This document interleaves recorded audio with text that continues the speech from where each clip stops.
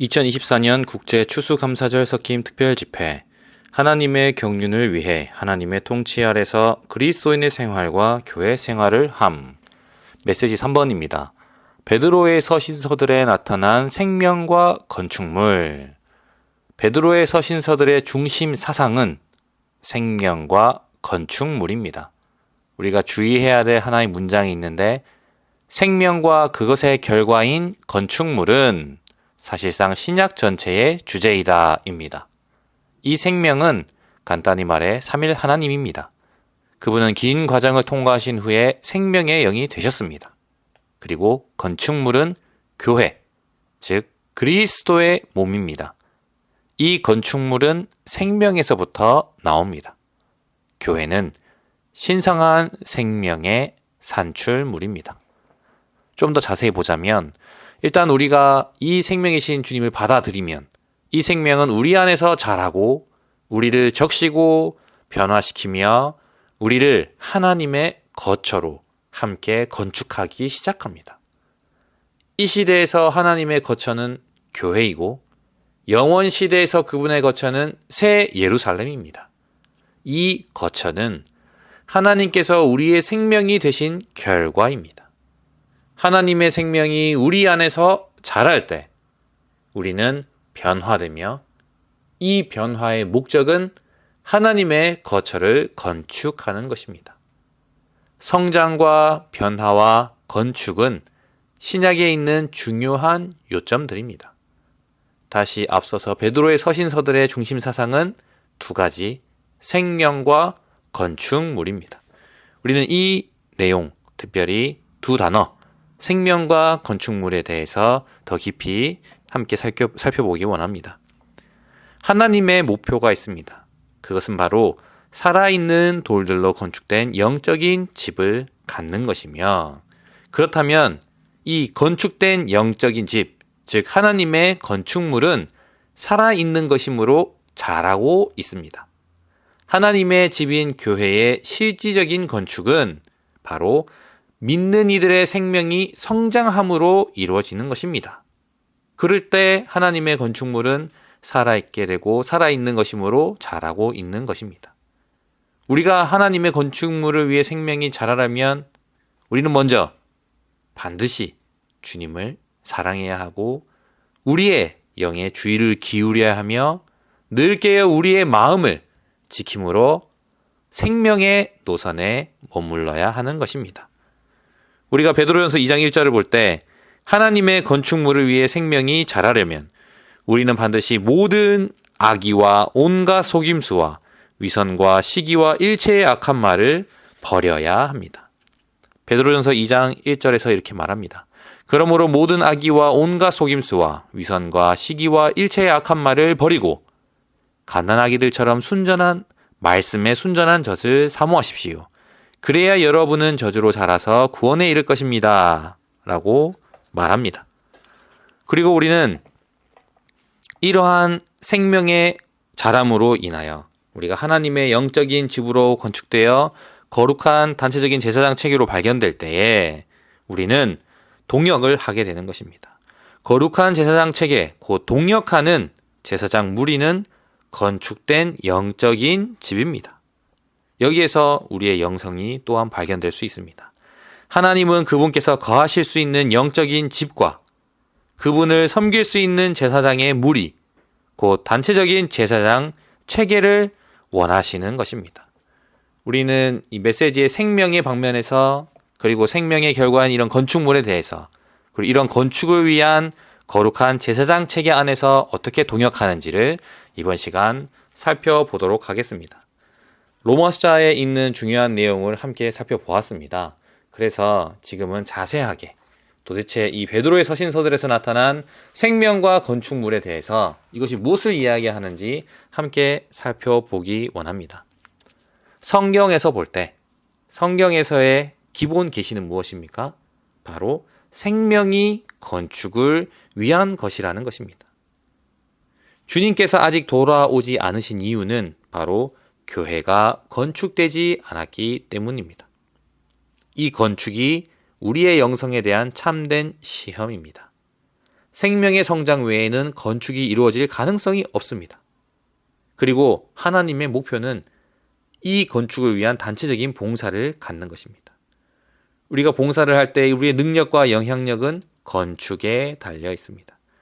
그러므로 우리는 주님의 말씀에서 양육을 받고 서로 그리스도를 공급하는 것을 배움으로써 영적인 집과 거룩한 제사장 체계로 건축되어야 합니다.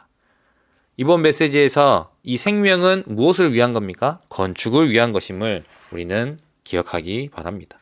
이 건축에 있어서 생명은 내용이고 이 건축은 이 내용의 단체적인 표현인 것입니다. 여기에서 시작되는 겁니다. 생명은 건축을 위하고 이 생명은 내용이며 건축은 이 내용의 단체적인 표현인 것입니다. 이것이 하나님의 목표요 의도인 것입니다. 하나님은 그분을 단체적으로 표현하기 위해 건축되어야 하는 한 무리의 사람들에게 반드시 생명이 되셔야 하는 것입니다. 왜냐하면 참된 건축을 위하는 하나님의 목표에 부합되기 때문입니다. 생명은 바로 누구입니까? 하나님 자신이며 이 건축은 생명이신 하나님께서 단체적인 한 몸 안에서 표현되시는 것입니다. 이러한 생명과 건축이 성경의 기본적이고도 중심적인 계시인 것입니다. 생명의 씨이신 이 그리스도는 오늘날 우리 안에 있는 생명의 능력이시며 이 생명의 능력은 생명과 경건에 관련된 모든 것을 우리에게 줌으로써 생명의 성장과 발전을 통해 이 생명의 풍성한 넘쳐 흐름이자 생명의 표현인 교회를 건축하고 있습니다. 그러므로 우리는 베드로의 서신서들에서 생명이 건축을 위한 것임을 보아야 하는 것입니다. 왜냐하면 이 성경에서 건축물을 위한 생명으로 시작됨을 우리는 볼 수 있기 때문입니다.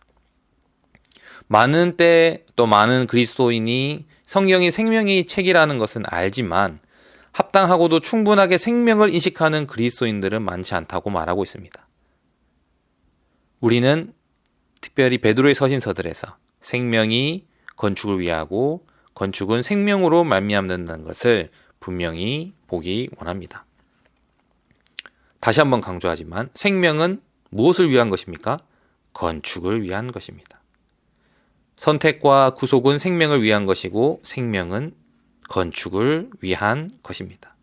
베드로전서 2장 2절과 5절을 볼 때 우리는 갓난 아기들처럼 말씀에 순전한 젖을 사모할 뿐만 아니라 우리는 살아있는 돌이신 그리스도께 나와 살아있는 돈들로서 영적인 집으로 건축되어야 합니다. 그래서 주 예수님께서 아직 돌아오시지 않은 것은 바로 건축이 없기 때문입니다. 오늘날 우리 가운데에 또 우리 가정에서 또 우리 함께 동역하는 이 봉사자들 안에서 우리 건축이 있습니까? 우리 가정에서의 건축은 어떻습니까? 우리 지체들과 함께 봉사하는 데서 우리의 건축됨은 어디 있습니까? 우리는 긍휼을 얻도록 참으로 주님을 앙망해야 합니다. 우리 모두가 이렇게 기도해야 합니다. 오 주 예수님, 우리에게 긍휼을 베풀어 주십시오. 우리는 다른 사람들과 건축되기를 원합니다. 우리는 단지 영적이기를 원치 않습니다. 우리는 건축 안에 숨겨져서 우리 위에 돌이 있고 우리 아래에도 돌이 있으며 우리의 앞뒤에도 우리의 양옆에도 돌이 있기를 원합니다. 우리는 건축되기를 원합니다. 주님, 우리가 너무 길면 건축에 적합하도록 잘라주십시오. 우리가 짧다면 건축에 적합하도록 더해 주십시오. 오, 주 예수님, 우리가 건축되게 해 주십시오. 이 건축은 우리의 영적인 참된 시험입니다. 하나님의 목표와 부합되는 것은 바로 살아있는 돌들로 건축된 영적인 집으로 우리가 함께 건축되는 것입니다. 그러나 많은 때 교회 생활 가운데 우리는 특별히 인도하는 이들에 대해 말하기를 좋아하고 또 부정적인 것을 말하기를 좋아합니다. 이것은 건축하는 것이 아니라 무너뜨리는 것이고 그 이야기가 다른 이들에게 전달이 되어 있기 때문에, 즉 전염성이 있기 때문에 죽이는 세균이 퍼뜨려지는 것이기 때문에 아주 위험한 것입니다. 이러한 말하기를 좋아하는 이들 중에 어떤 이들은 그들 자신이 영적이라고 생각합니다. 왜냐하면 분별력이 있기 때문에 그렇게 생각하고 있죠. 그러나 참된 영성은 반드시 건축에 의해 시험받아야 합니다. 우리가 하고 있는 것이 분열을 이야기하는가? 아니면 교회를 건축하는가? 건축이 우리의 영성에 대한 참된 시험입니다. 친한 지체들이 있어서 우리끼리만 알자 하고 그렇게 이야기하는 것들, 우리 모든 것에서 우리는 분별되어야 합니다. 이것이 건축을 무너뜨린다는 것을 우리는 깨달을 필요가 있습니다. 건축은 우리의 영적인 참된 시험입니다. 그리고 이러한 부분에서 우리가 밝아졌다면 어떻게 건축될 수 있는가? 생명이 자라야 합니다. 반대로 생명이 자라지 않는다면 결코 건축될 수가 없습니다. 우리는 주님 앞에 나아갈 때에 다른 이들의 어떠함에 대해서 폭로하지 않고 우리의 어떠함이 폭로될 것입니다. 기도할 때 말입니다. 오 주 예수님, 저를 특별히 용서해 주십시오. 긍휼로 대해 주십시오. 우리가 기도할 때에 불평 불만보다는 결국 우리 자신을 주님 앞에 열어놓을 것입니다. 우리는 죽음을 당하기 전에 자신을 특별한 존재라고 생각하지만 죽음을 당한 후에는 아무것도 아닌 사람이 되었습니다. 우리가 영 안에서 이런 십자가의 이 길을 갈 때에 우리에게 죽음에 계속 놓여질 때에 할렐루야! 우리는 아무것도 아닌 사람이 되는 것입니다. 어떠한 반응이 없습니다. 의견이 없습니다.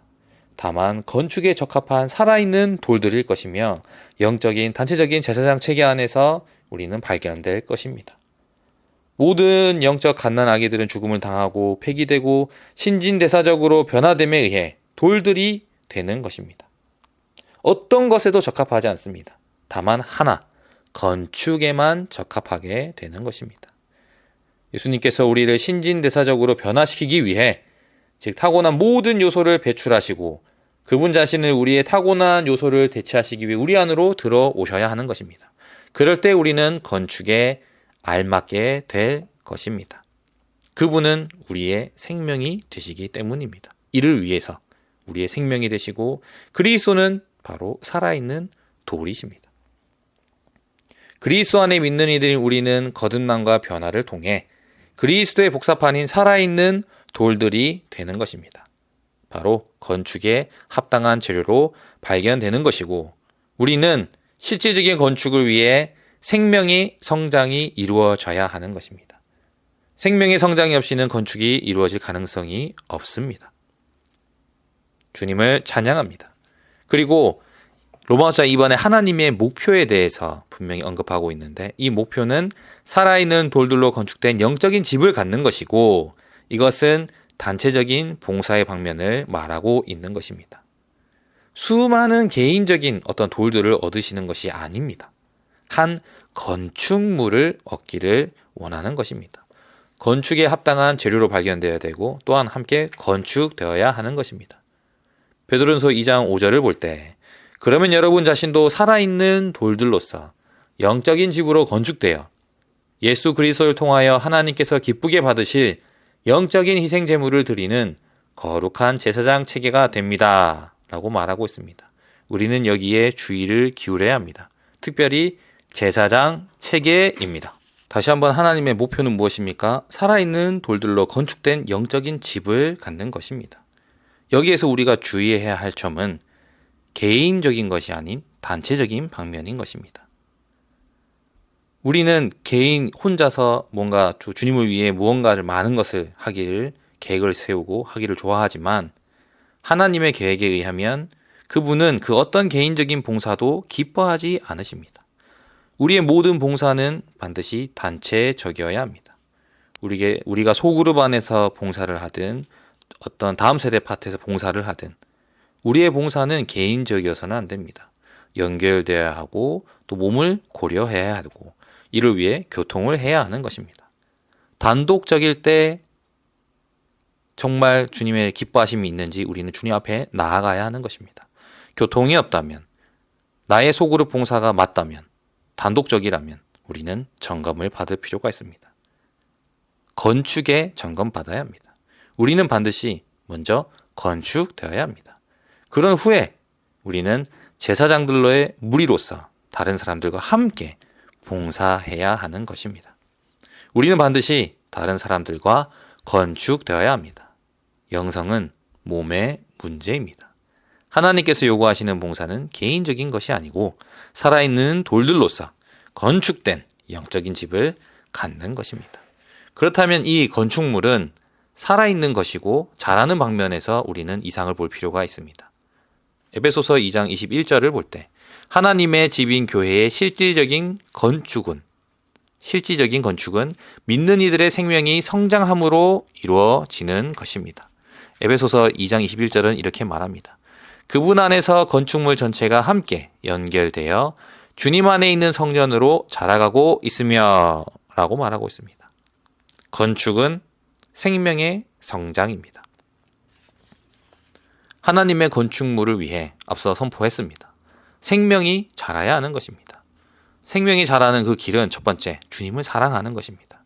우리는 주님께 으뜸의 위치를 내어드려야 합니다. 우리가 왜 주의 회복 안에 있습니까? 우리는 주님을 사랑하기 때문에 있는 것입니다. 우리의 영에 주의를 기울여야 합니다. 우리는 우리 내적인 주님의 음성에 귀를 기울이며 들을 귀가 있어야 되는 것입니다. 그리고 늘 깨어 우리의 마음을 지켜야 합니다. 우리의 마음이 순수하게 보존되어야 합니다. 생명의 노선에 머물러야 하는 것입니다. 생명의 노선 안에서 많은 열매를 맺기 원합니다. 이러한 그리스도의 생명이 우리 안에서 방해를 받기 원치 않는다면 우리는 영광의 영이신 모든 것을 포함하신 그리스도의 영 안에서 십자가의 파쇄, 곧 그리스도를 죽이는 죽음을 체험함으로써 우리 안에 있는 다음과 같은 장애물들을 반드시 처리하고 제거해야 한다라고 말하고 있습니다. 특별히 오늘날 사역에서의 부담도 40세 이상의 형제 자매님들, 십자가의 파쇄를 이 자아가 파쇄되어야 합니다. 십자가의 공가를 우리는 받아들여야 하는 것입니다.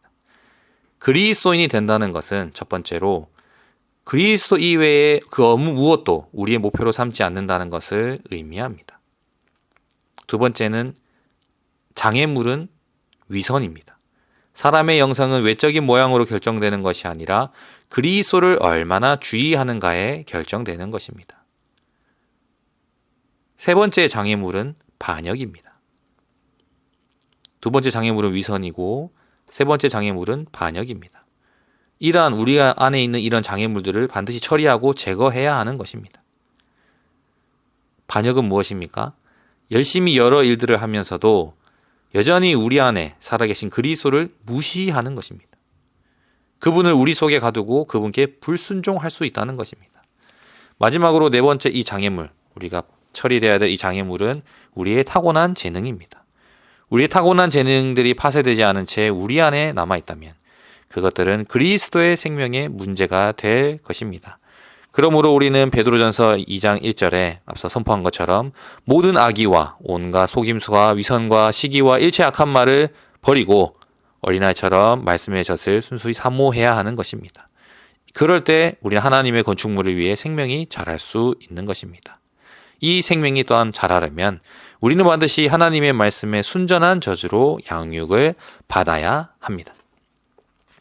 그리고 이 순전한 젖이 무엇입니까? 바로 하나님의 말씀 안에서 전달되는 것이고 우리의 이성적인 생각의 이해를 통해서 우리의 속사람을 양육하며 우리의 지적인 능력에 의해 흡수되는 것입니다. 말씀에 젖은 생각을 통해 받아들여지고 혼을 위한 것이지만 결국에는 영을 양육하여 우리를 혼적이지 않고 영적이게 함으로써 하나님의 영적인 집으로 건축되기에 적합한 것입니다. 그렇다면 이 말씀의 저주를 어떻게 누립니까? 먼저는 말씀 안에서 있어야 되고 하나님께서 좋으시다는 것을 맛보려면 반드시 기도해야 합니다. 기도를 통하여 하나님의 말씀을 받아들이고 그분의 말씀을 읊조려야 하는 것입니다. 주의 깊게 숙고하고 음미하고 누리며 기도하고 자신에게 말하고 찬양하고 읊조리고 이런 모든 것을 해야 하는 것입니다. 우리를 양육하시는 이런 말씀이 있음에 감사합니다. 우리는 이 말씀으로 인하여 변화되고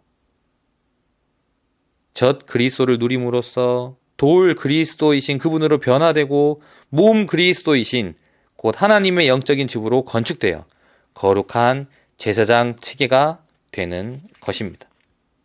이것이 바로 하나님의 목표이고 단체적인 봉사를 위한 그분의 공급, 분배인 것입니다. 그리고 우리가 이런 교회 생활을 할 때, 우리가 이러한 제사장 체계 안에서 발견될 때에 우리는 반드시 함께 건축되어야 된다는 것에 있어서 중요한 공과임을 보아야 합니다. 우리의 능력과 우리의 영향력은 어디에 있습니까? 건축에 있습니다. 어떻게 건축됩니까? 서로에게 그리스도를 공급하는 것입니다.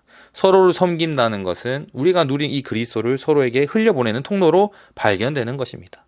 서로 그리스도를 공급하고 은혜를 끼치는 말을 하여 영적인 집으로 건축되는 것입니다. 이런 교회 생활은 우리의 일상생활에 달려 있습니다. 우리의 일상생활 가운데 그리스도에 의해 살고 그리스도를 체험하기를 배워야 하는 것입니다. 그리고 우리가 함께 모일 때에 우리가 함께 전람하는 이 그리스도가 얼마나 풍성하겠습니까? 그러므로 우리는 거룩한 제사장 체계, 곧 동역하는 제사장의 한 무리로서 건축된 영적인 집으로 발견되어야 합니다. 하나님은 그분께서 거하실 수 있는 영적인 집과 그분을 섬길 수 있는 제사장의 무리, 곧 단체적인 제사장 체계를 원하십니다. 이것은 우리에게 하나의 생활을 강조할 뿐만 아니라 하나의 봉사를 또한 강조하고 있는 것입니다. 우리는 생명이 정상적으로 자라며 우리에게 합당한 영적인 집으로 건축된 이러한 한 무리의 봉사, 제사장 체계가 너무나 필요합니다. 한 무리의 성도들이 동력과 분별과 하늘에 속한 권위 안에서 한 몸으로 함께 건축될 때, 그때 참된 교회 봉사가 시작될 것입니다. 우리 안에 있는 이 생명, 이 영적인 생명은 봉사를 위한 것입니다. 건축을 위할 뿐만 아니라 봉사를 위한 것입니다. 우리는 선택받은 족속입니다. 왕들인 제사장 체계이며 우리 거룩한 민족이고 하나님의 소유가 된 백성입니다. 예수 그리스도를 통하여 하나님께서 기쁘게 받으실 영적인 희생 제물을 드리는 것은 너무나 중요합니다. 우리의 매일의 생활 가운데 복음을 전하고 새로운 이들 만나서 그리스도를 공급하고 양육하고 사랑 안에서 품음으로 그들이 온전케 되고 소그룹 생활을 하며 주일 집회 와서 신언을 하고 또 그들이 우리가 했던 일을 다시 재생산, 복사판으로서 활력그룹 안에서 발견되는 이러한 하나님의 정하신 길을 갈 수 있도록 지속적인 목양과 사랑으로 품음과 공급은 우리로 하여금 참된 생명이 자라게 하고 건축의 실제가 그런 생활 가운데 있게 되는 것이고, 이것은 거룩한 제사장 체계 안에서, 단체적인 제사장 체계 안에서 이루어져야 된다는 것입니다. 우리의 몸, 우리의 찬양, 우리가 하나님을 위해 하는 이 모든 어떠함들은 바로 영적인 희생 제물을 드리는 것과 같고 단체적인 제사장의 봉사임을 우리는 볼 필요가 있습니다. 주님께 드리는 우리의 모든 제사장 봉사는 분량을 재어주시는 하나님이신 그분에게서 비롯된 것이어야 하고 우리 자신에게서 비롯된 것이어서는 안 됩니다. 우리의 모든 제사장 봉사는 반드시 그분의 인도와 제안에 따른 것이어야 하며 이 모든 봉사를 하는 중에 우리는 그분의 죽음이 우리 안에서 운행하도록 허락하여 그분의 부활 생명이 우리를 통해 다른 사람들 안으로 분배될 수 있도록 해야 하는 것입니다. 베드로의 서신서들에서의 중심 사상은 생명과 건축물이고 생명의 결과가 바로 건축이며 살아있는 돌들로 건축된 영적인 집으로서 우리는 건축 재료에 합당하게 우리는 변화의 과정 안에 주님의 공급에 의해 우리는 발견될 수 있습니다. 규화목을 볼 수 있죠. 많은 이런 흐름, 그형의 흐름, 공급 가운데 외형은 나무이지만 그 조성 성분이 변화되어 딱딱한 돌로 변화된 규화목을 우리는 볼 수 있게 되는 것입니다. 우리는 이러한 하나님의 건축물은 살아있는 것이므로 자라고 있다는 이상을 보게 되었고, 우리가 말씀에 의해 우리가 목양을 받고 공급을 받을 때 이 규화목의 예처럼 우리가 조성 성분이 바뀌어서 돌로 발견되는 것처럼 우리는 젖과 돌이신 그리스도에 대한 더 많은 체험이 필요하고, 이러한 변화 과정 안에서 우리는 함께 교회 생활 안에서 거룩한 제사장 체계로 발견된다는 것이고, 이 제사장 체계는 건축된 영적인 집으로서 우리는 오늘 우리에게 하나님의 목표가 무엇인지 분명히 제시될 뿐만 아니라 우리의 생활을 위해서 이 목표에 대하여 분명해질 필요가 있는 것입니다.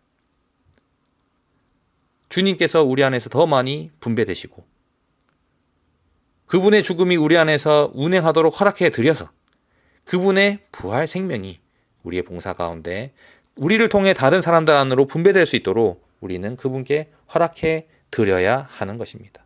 이러한 우리의 모든 제사장 봉사는 반드시 그분의 인도와 제한에 따른 것이고 그 근원이 우리 자신이어서는 안 됩니다. 모든 근원은 분량을 재어주시는 하나님에게서 시작된 것입니다. 만일에 마지막으로 우리에게 어떤 부담이 있다면, 특별히 어떤 말씀을 공급할 부담이 있다면 먼저는 우리에게 그런 실제가 있는지, 몸의 실제 안에서 건축되었는지, 말만 하기를 원하는 건지 아니면 내가 건축되고 있는지를 점검해 볼 필요가 있습니다. 만일 우리가 그렇지 않다면, 동역 안에 있지 않다면 몸에서 떨어져 나간 지체와 같을 것입니다. 우리가 어떻게 기능을 발휘할 수 있겠습니까? 어떻게 교회 봉사 안에서 동역과 분별됨 안에서 발견될 수 있습니까? 바로 두 번째로는 우리가 주님 안에서 분별되었는지, 주님과 충분한 시간을 보내고 있는지, 주님의 임재 안에서 발견되는지를 점검해 볼 필요가 있습니다. 이런 것이 없다면 우리는 봉사할 자격이 없습니다. 왜냐하면 우리는 거룩한 제사장이 아니기 때문입니다. 그 다음으로 셋째 항목을 점검해 봐야 하는데 하늘에 속한 권위가 있는지입니다. 주님에 의해 참으로 우리 안에 어떤 위임된 무언가를 가지고 있는 건지 점검해 볼 필요가 있습니다. 만일 그렇다면 우리는 말씀만이 아닌 권위에 의해 주님의 백성에게 사역하게 될 것입니다. 우리가 언제 무엇을 전하든 간에 거기에 무게가 있게 될 것이고 왕들인 제사장들에게는 하늘에 속한 권위가 있기 때문에 메시지나 말씀이나 사역은 무게가 있을 것입니다. 그러므로 우리는 무엇을 해야 합니까? 첫 번째는 동력을 해야 하고 우리의 봉사에 있어서 두 번째는 주님께 분별되어야 되며 세 번째는 하늘에 속한 권위가 필요합니다. 우리는 몸 안에서 무엇을 합니까? 동력을 하고 거룩한 제사장으로서 세상으로부터 주님께로 분별되며 마지막으로 왕들인 제사장들로서 하늘에 속한 권위를 가져야 하는 것입니다. 이를 위해서 참된 교회 봉사를 위해서 우리는 양육되어야 하고 양육을 해야 하며 변화되어야 되고 변화의 과정 안에 지체들을 인도해야 하며 우리가 함께 건축되고 다른 이들도 건축이 될 뿐만 아니라 건축 재료로 발견될 수 있도록 우리가 먼저 본으로서 잘려지고 더해지는 이러한 십자가의 죽음의 체험을 통하여 우리를 통해 부활 생명이 흘러나감으로 공급이 있게 되며 이러한 변화 과정 안에서 참된 건축이 있게 되는 것입니다. 우리가 제사장 체계 안에서 단체적인 제사장 체계 안에서 함께 건축되기 원합니다. 우리 모두 건축된 영적인 집 안에서 주님을 찬양하고 우리의 생명과 우리의 봉사가 여전히 몸의 건축을 위한다는 그 실제를 우리의 생활 가운데 나타내기 원합니다.